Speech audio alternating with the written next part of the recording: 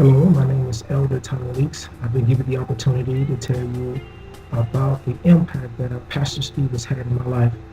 In 1994, I went to prison for committing a crime, and I was in prison for about 4 years. But after coming out of prison, I went to a church called Family Worship and Praise Center.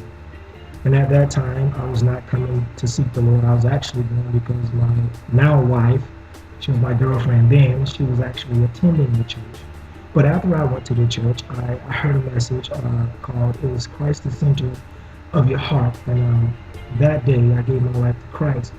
But after giving my life to Christ, things didn't really change for me, for as habits and routine that I did. I went to church, but I continued to do some of the same things that I always done before. But I met then Steve Yates. He was not even a minister then, but he played the bass guitar. And to be honest with you, I really didn't like him that much at the time because he was always smiling, always talking to people. And I was just wondering, who could be that happy? Why is he always smiling? I mean, his life can't be that good. But that was just the type of personality that God had already given me. Little did I know that we would become best friends. And I think what stands out to me more is that I was a man that came out of prison that had nothing to offer him. I had nothing to look forward to, so I thought. But every time we got together, he was always encouraging me and telling me that God had a calling for my life. I didn't know what that call was, and it was the time that we spent together that I think impacted me more than actual Bible studies. We learned the Bible through life experiences. We learned the Bible through living it out, walking it out.